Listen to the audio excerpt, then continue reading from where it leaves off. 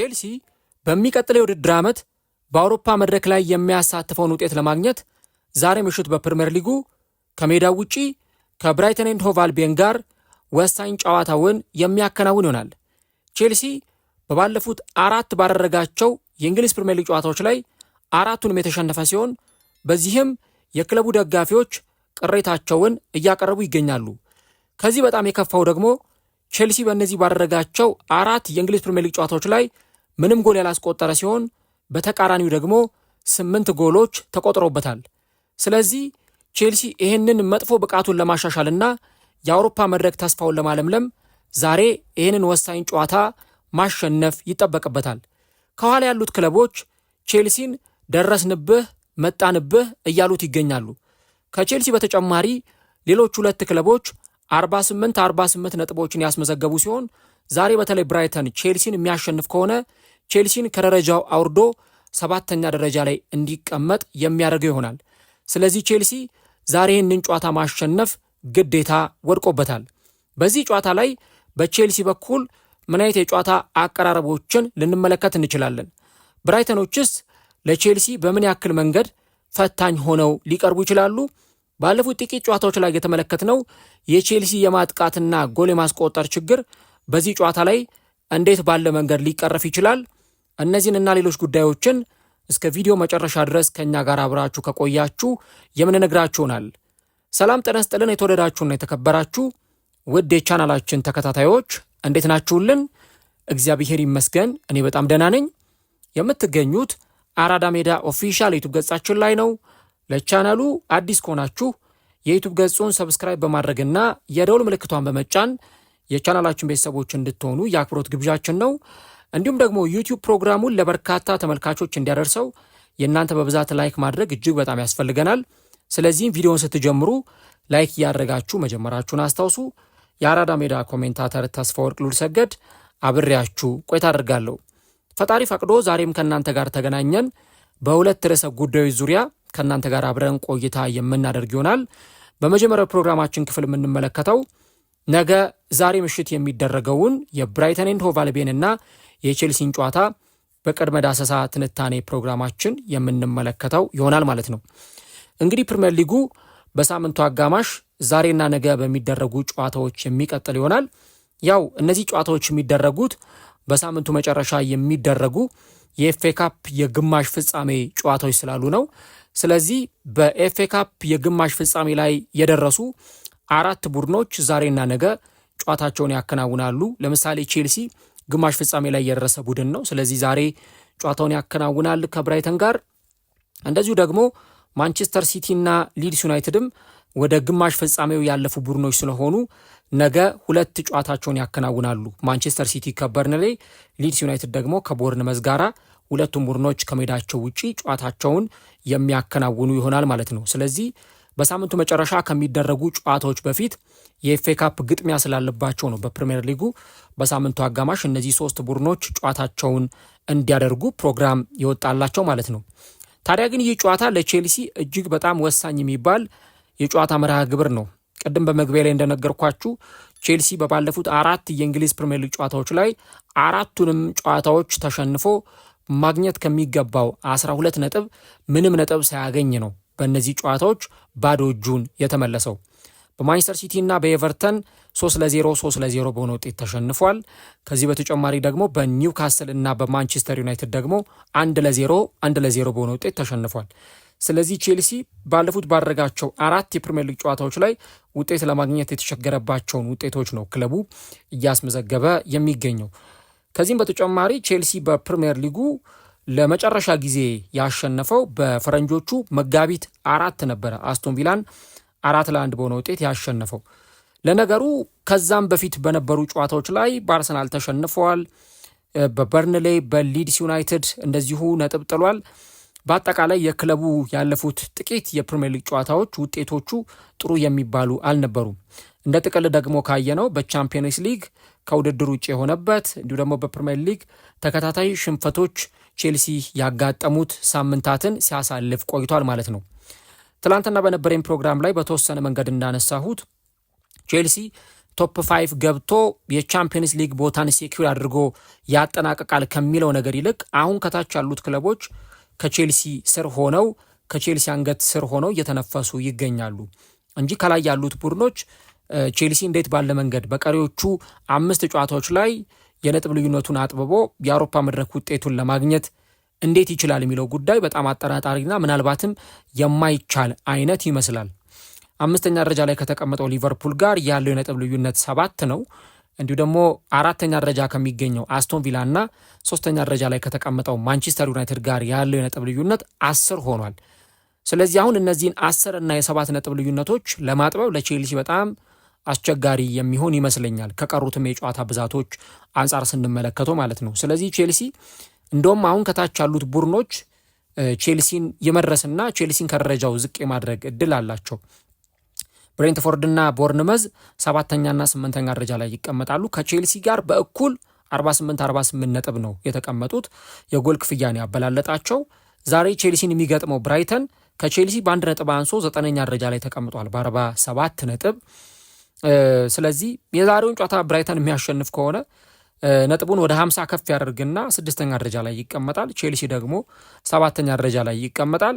አሁን በዚህ ሳምንት እነ ብሬንትፎርድ እነ ቦርንመዝ እነ ኤቨርተን ጨዋታቸውን ሲያደርጉ ደግሞ የሚያሸንፉ ከሆነ ጭራሽ ቼልሲን ወደ 9ኛ ወደ 10ኛ ሁሉ ሊያስገቡት ይችላሉ ማለት ነው። ስለዚህ ቼልሲ ከላይኞቹ ይልቅ ከታችኞቹ ጋር በጣም ስለሚቀራረብ ቢያንስ ያለውን ደረጃ ላለማጣት የግድ ይህንን ጨዋታ ማሸነፍ ይጠበቅበታል። የአውሮፓ መድረክ ህልውናውም አጣብቂኝ ውስጥ ገብቷል። አሁን ቻምፒየንስ ሊግ ይገባል አይገባም ሳይሆን ኢቭን ዩሮፓ ሊግ ወይ ኮንፈረንስ ሊግስ ይገባሉ የሚለው ነገር በራሱ በጣም አጠያቂ ጉዳይ ይመስለኛል።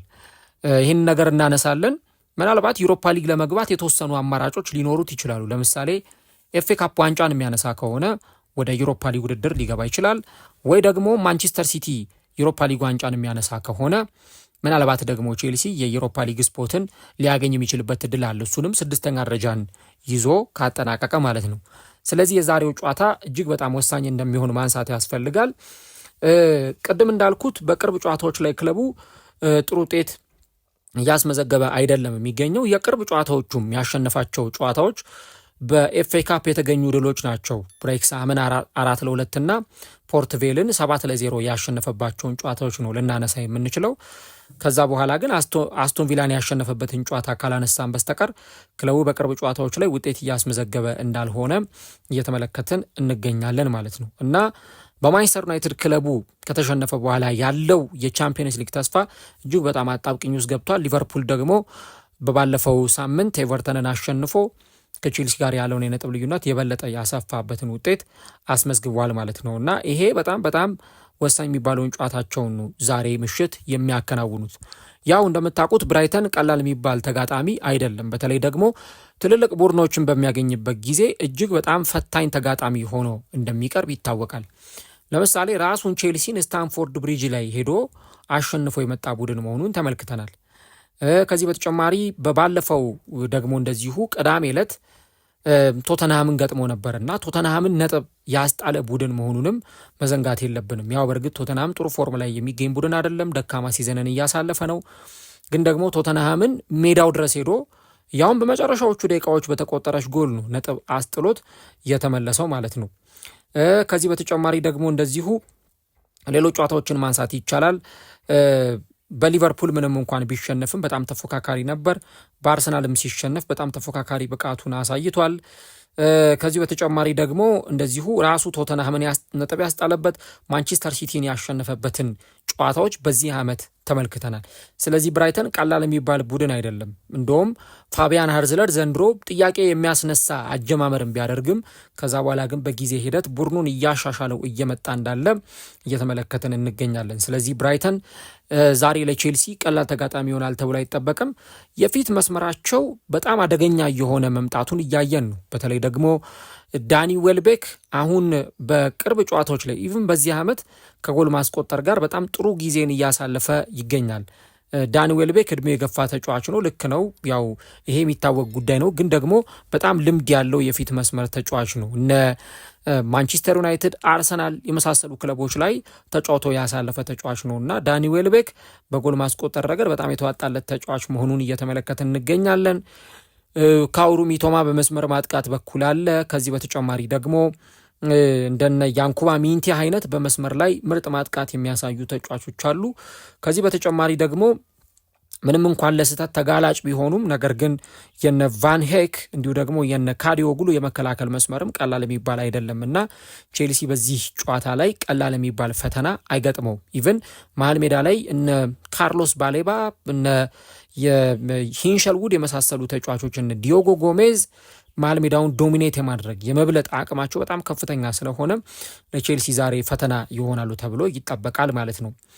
እንግዲህ ቼልሲ ወደ አሜክስ ወይም ደግሞ ወደ አሜሪካን ኤክስፕረስ ስታዲየም ወደ ብራይተን ሜዳ መጥቶ በቅርብ ጨዋታዎች ላይ ጥሩ ሪከርድ እያስመዘገበ አይገኝም። በእርግጥ ብራይተን በ2017 ወደ ፕሪሚየር ሊጉ ካደገበት ጊዜ አንስቶ ጥሩ የሚባል ሪከርድ ነበረው። ቼልሲ በተለይም ከ2018 እስከ 2022 በነበሩት ጊዜያት አንድም ጨዋታ ሳይሸነፍ ከዛ ደግሞ ካደረጋቸው 5 ጨዋታዎች 3ቱንም ጭምር ቼልሲ አሸንፎ ነበር እነዛን ጨዋታዎች ያጠናቀቀው። ነገር ግን ደግሞ ቼልሲ ከ2022 በኋላ ወደዚህም ሜዳ መጥቶ ባደረጋቸው ጨዋታዎች ላይ ውጤት ለማስመዝገብ እጅግ በጣም የተቸገረ ቡድን ነው።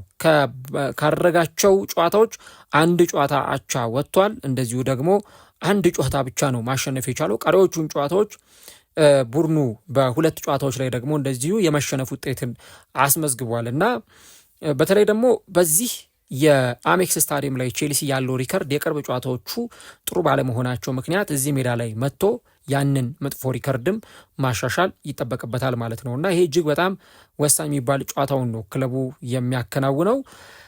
ሌላው ከብራይተን ጋር ተያይዞ ደግሞ የምናነሳው ነገር ቅድም እንዳልኩት ሜዳው ላይ ብራይተንን ለማሸነፍ እጅግ በጣም አስቸጋሪ የሆነ ተጋጣሚ መሆኑን ማንሳት ያስፈልጋል። እዚህ ሜዳ ላይ ክለቦች መጥተው ለማሸነፍ በተለይ ኢቨን ትልልቅ የሚባሉት ክለቦችም ሳይቀር መጥተው ለማሸነፍ ሲቸገሩ ውጤት ለማግኘት በጣም ፈተና ውስጥ ሲወርቁም ጭምር እንመለከታለን እና ያንን እንግዲህ ቼልሲ ደግሞ እንዴት አድርጎ ወደ ራሱ ወደ ውጤታማነት ያመጣዋል የሚለውን ጉዳይ እንመለከተዋለን። በባለፉት 7 ጨዋታዎች በአርሰናል ብቻ ነው ቡድኑ የተሸነፈው እዚህ ሜዳ ላይ እና ከባድ የሚባል ተጋጣሚ መሆኑን እናነሳለን። እኔ ለቼልሲ በጣም አስቸጋሪው ጉዳይ የሚመስለኝ የማጥቃቱ ጉዳይ ነው። በተለይ በዚህ ጨዋታ ላይ አሰልጣኙ ምን አይነት መፍትሄዎችን ይወስዳል ይህንን ጨዋታ ለማሸነፍ ቢለውን ነገር እንመለከታለን። በእርግጥ ኤንዞ ፈርናንዴዝ በዚህ ጨዋታ ላይ ይሰለፋል ተብሎ ይጠበቃል። ዦዋ ፔድሮ ልምምድ ሰርቷል ተብሏል። ስለዚህ ዛሬ የቀድሞ ክለቡን የሚገጥምበት እድል በጣም ሰፊ ነው። ነገር ግን በባለፉት ባደረጋቸው 2 ጨዋታዎች ላይ እንዳየ ነው በማንቸስተር ዩናይትድም በማንቸስተር ሲቲም ሲሸነፍ ቼልሲዎች የፈጠሯቸው በጣም ግልጽ የሚባሉ የጎል ማስቆጠር እድሎች ነበሩ። ነገር ግን እነዛን እድሎች አልተጠቀሙባቸውም። በጣም አባካይ ነበር ቡድኑ፣ የሚያገኛቸውን እድሎች አይጠቀምም። በባለፈው በማንቸስተር ዩናይትድ እንኳን ሲሸነፍ ተደጋጋሚ ጊዜ የግብ ብረት ወይም አንግል ሲመልስባቸው እንደነበር ተመልክተናል እና በእርግጥ እድልም አብሯቸው አልነበረም ማለት ይቻላል እና ይሄ ከብራይተን ጋር የሚደረገው ጨዋታ ደግሞ በተለይም ደግሞ የቼልሲን ጎል ማስቆጠር እና የግብ ዕድል ፈጠራዎች በጣም አጥብቆ የሚፈልግ ጨዋታ ይሆናል ማለት ነው። ግን ደግሞ የትኞቹ ተጫዋቾች ይህንን በርደን ወይም ይህንን ሸክም ሊወጡ ይችላሉ የሚለው አሁንም ለሊያም ሮዚነር ትልቅ የቤት ስራ ይሆናል። ለምሳሌ ሊያም ዴላፕ ባለፉት 24 የፕሪሚየር ሊግ ጨዋታዎች ማስቆጠር የቻለው 1 ጎል ብቻ ነው። እሱንም ፉልሃምን በጥር ወር 2-1 ባሸነፉበት ጨዋታ ነው ሊያም ዴላፕ ጎል ማስቆጠር የቻለው። ይሄ ደካማ የሚባል የተጫዋቹን ፎርም የሚያሳይ ነው። ኮል ፓልመር በባለፉት 7 የፕሪሚየር ሊግ ጨዋታዎች እንደዚሁ እሱም ጎል ለማስቆጠር በጣም ሲቸገር እንደነበረም ጭምር እንመለከታለን ማለት ነው። እንደውም ከወልቭስ ጋር በተደረገው ጨዋታ ላይ ሃትሪክ መስራቱን ነው በቃ በጣም በቅርብ ልናስታውስ የምንችለው ጨዋታ። ፔድሮ ኔቶ ጭራሽ 2026 የካላንደር ዓመት ከገባ በኋላ አንድም ጎል እስካሁን ድረስ ማስቆጠር አልቻለም። በታህሳስ ወር በሊድስ ዩናይትድ 3-1 በተሸነፉበት ጨዋታ ላይ ነበር ጎል ማስቆጠር የቻለው። አሌሃንድሮ ጋርናቾም እንደዚሁ በፕሪሚየር ሊጉ በሰንደርላንድ ጥቅምት ወር ላይ 2-1 በተሸነፉበት ጨዋታ ነበር ጎል ማስቆጠር የቻለው። ከዛ በኋላ ቡድኑ ጎል ማስቆጠር አልቻለም። ምናልባት ቼልሲ 53 ጎሎችን በፕሪሚየር ሊጉ ሲያስቆጥር ከነዛ ውስጥ 26%ቱን ወይም 14ቱን ጎል ያስቆጠረው ዦዋ ፔድሮ ነው።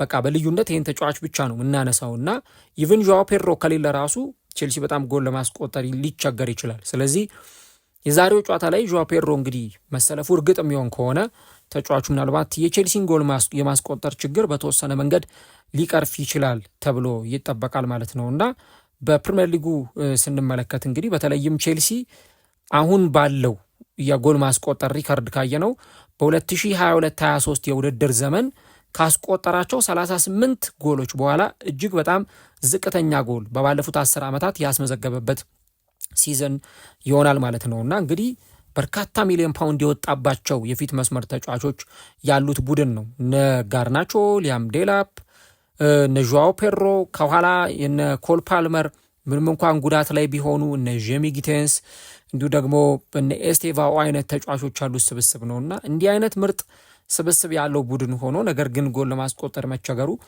እጅግ በጣም አሳሳቢ ጉዳይ ይመስላል እና በዛሬው ጨዋታ ላይ እንግዲህ አንዱ ከሊያም ሮዚነር የሚጠበቀው ትልቁ ነገር ይህን የጎል ማስቆጠር ችግሩን እንዴት ቡድኑ ቀርፎ ሜዳ ላይ ይቀርባል የሚለው ጉዳይ ነው። ያው የቼልሲ ደጋፊዎች በብሉኮ አስተዳደር በነ ቶድ ቦሂ አስተዳደር ላይ ያላቸውን ቅሬታ በስታዲየም ዙሪያ በተደጋጋሚ ጊዜ ሲያቀርቡ ነበርና ሊያም ሮዚነር እንደውም አይሰናበትም የሚሉ አይነት ሁሉ መረጃዎች ሲወጡ ነበረ። ሮዚኒየር ምንም እንኳን ቻምፒየንስ ሊግ ቢገባም ባይገባም የሚቀጥለው ዓመት በቼልሲ ፕሮጀክት ውስጥ በደንብ እንዲሰራ እድል የሚሰጠው አሰልጣኝ ነው ሲባል ነበረና እንዲህ አይነት ሁኔታዎችን ስንመለከት ነበረ። ስለዚህ ቼልሲ ቀሪ በሚያደርጋቸው ጨዋታዎች ላይ ጨዋታዎቹን የማሸነፍ ግዴታ ውስጥ የወደቀ ቡድን ነው። ደግሞ ቀላል የሚባሉ ጨዋታዎችን አያደርግም። በተለይ ደግሞ እንደነ ሊቨርፑል ያሉ ተጋጣሚዎችን ይገጥማል። ዛሬ ከነ ብራይተን ጋር እንደዚሁ ጨዋታዎችን የሚያደርግ ቡድን መሆኑን እንመለከታለን። ሌሎች ደግሞ እንደዚሁ ጠንከር ያሉ ተጋጣሚዎችን ቼልሲ ሲገጥም እናያለን እና በእነዚህ ጨዋታዎች ላይ ክለቡ እንዴት አድርጎ ውጤት ሊያመጣ ይችላል የሚለው ጉዳይ በጣም አጠያቂ መሆኑን እናነሳለን እና እንግዲህ በዚህ ተጠባቂ በሆነው ጨዋታ ላይ ቼልሲ ጨዋታውን ማሸነፍ ይጠበቅበታል። ይሄ ዱ ኦር ዳይ ወይም ደግሞ መስት ዊን የሚባል ጨዋታ ነው። በዚህ ጨዋታ ላይ ቼልሲ የሚያሸንፍ ከሆነ አንደኛ እዛው 6ኛ ደረጃ ላይ ይቀመጣል። ቢያንስ ወደ ታች የመውረድ ስጋት አይኖርበትም። አንዱ ጥሩ ነገሩ ይሄ ይመስላል። ነገር ግን ደግሞ ከዚህ በተጨማሪ ለእኔ በጣም ከባዱ ነገር ነጥብ የሚጥል ከሆነ ነው። ወይ ነጥብ የሚጥል ከሆነ ወይ የሚሸነፍ ከሆነ የቼልሲ የአውሮፓ መድረክ ህልውና አጣብቂኝ ውስጥ ይገባልና ይህንን ነገር ለማስተካከል ዛሬ ዱ ኦር ዳይ ይህንን ጨዋታ ማሸነፍ ከቼልሲ በኩል የሚጠበቀው በጣም ትልቁ ወሳኝ ጨዋታ ነው። በተለይ ከዚህ በኋላ ከሚደረጉት ጨዋታዎች በፊት የቼልሲ ጨዋታ ብራይተንን የማሸነፍ ግዴታ ውስጥ ወድቋልና ጫና ውስጥ ሆኖ ደግሞ ቼልሲ ሲጫወት ይህንን ጫና እንዴት ይወጣዋል ወይም በምን አይነት መንገድ ጨዋታውን ያሸንፋል የሚለውን ነገር ማንሳት በጣም አስፈላጊ ይሆናል። ቅድም እንዳልኩት ብራይተን እዚህ ሜዳ ላይ ይህንን ቡድን ሲያገኝ በጣም ጥሩ የሆነ ተፎካካሪ ፐርፎርማንሱን እንደሚያሳይ ይታወቃል። ጨዋታዎችን የማሸነፍ አቅሙም በጣም ከፍተኛ ነው እዚህ ሜዳ ላይ በሚያደርጋቸው ጨዋታዎችና ቼልሲ ራሱ ይህን ነገር እንዴት ሊወጣው ይችላል? አሜክስ ስታዲየም ላይ ያለውን ጫና ያለውን መጥፎ ሪከርድ ቡድኑ ደግሞ ያለውን መጥፎ ውጤት እንዴት ሊያስተካክለው ይችላል የሚለውን አምና እንኳን 2 ጊዜ እዚህ ሜዳ ላይ ተጫውተው በኤፍኤ ካፕም በፕሪሚየር ሊግም ተጫውተው በኤፍኤ ካፑ 2-1 በፕሪሚየር ሊጉ ደግሞ 3-0 ብራይተን ቼልሲን አሸንፏልና ይህንን ውጤት እንዲያስተካክል ቼልሲ ይጠበቅበታል ማለት ነው። እስቲ እናንተስ ምን ሀሳብ አላችሁ? በዚህ ጨዋታ ላይ ቼልሲ አሸንፎ የአውሮፓ መድረክ ተስፋ ህልውናውን ያስቀጥላል ወይስ በዚህ ጨዋታ ላይ ክለቡ ይሸነፍና የአውሮፓ መድረክ ህልውናው የበለጠ አጣብቂኝ ውስጥ ሊገባ ይችላል? እንግዲህ ኮሜንት ላይ የገባችሁ ሀሳቦቻችሁን ልታጋሩን ትችላላችሁ። ዛሬ እንግዲህ በፕሪሚየር ሊጉ አንድ ወሳኝ ጨዋታ የምንመለከት ይሆናል። እሱም ብራይተን ከቼልሲ ጋር የሚያደርጉት ጨዋታ ነው የሚሆነው። ቼልሲ እንግዲህ ጨዋታውን ካሸነፈ የበለጠ የአውሮፓ መድረክ ተስፋውን ያለመልማል። የዛሬው የአሜክስ ጨዋታ ለቼልሲ ዱ ኦር ዳይ የሚባል የሞት ሽረት ትግል የሚደረግበትና ቼልሲ የማሸነፍ ግዴታ ውስጥ የወደቀበት የጨዋታ መርሃ ግብር እንደሚሆን ይጠበቃል ማለት ነው።